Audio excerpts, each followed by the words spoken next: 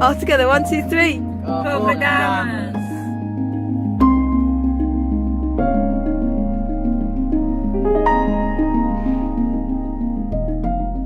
Hello, you find us at the PIER allotment at Rochdale. My name's Silvana.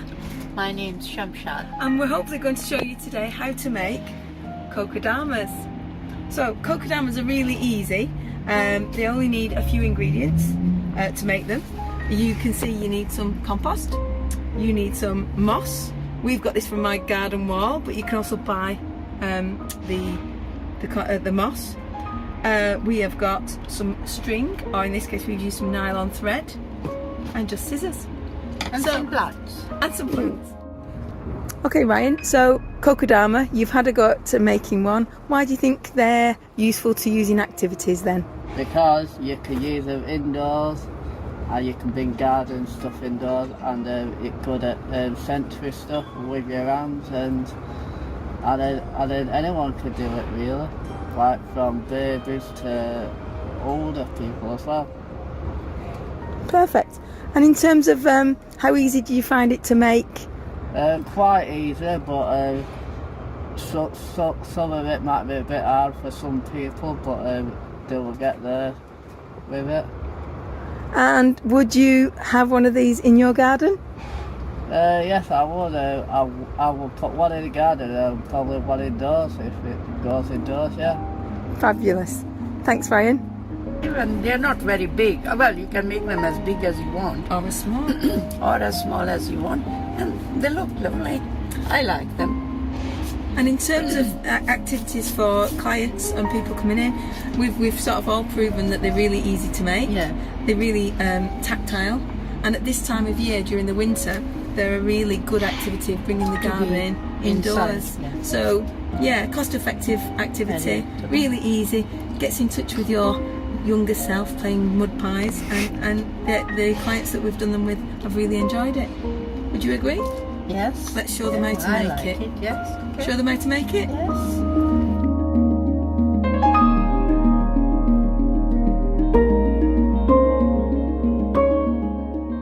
So to make the kokedama, you basically need any plant. So this can be an outdoor plant, we're using ivy, but you can also use indoor plants, house plants, and display them in your bathroom.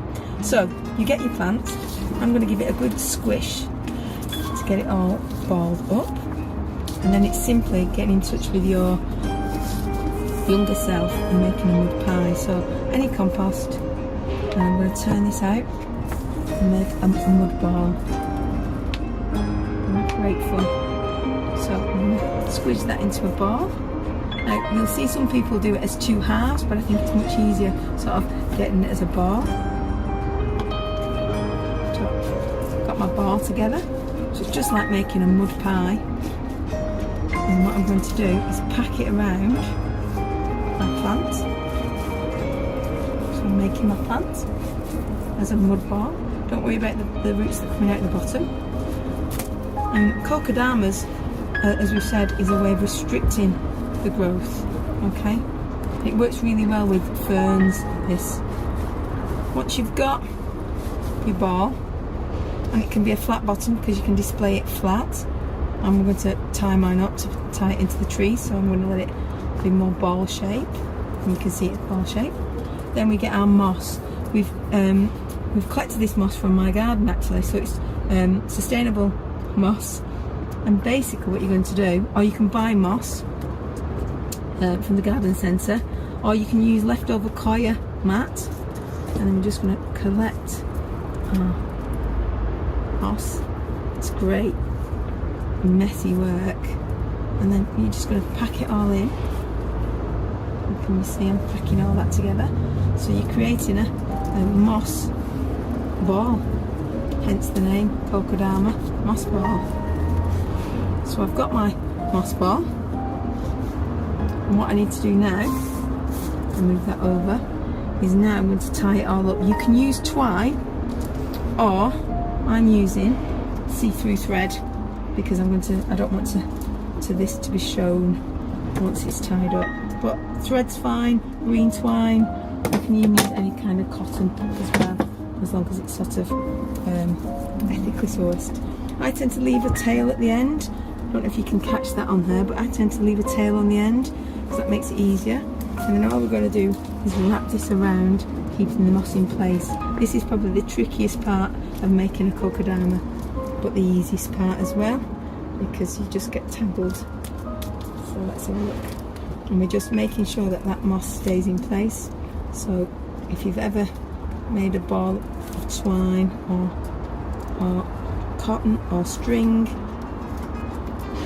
you've done this effect before. As I say, the hardest part is not tying your tail thread. And then we get our two pieces and we tie them together.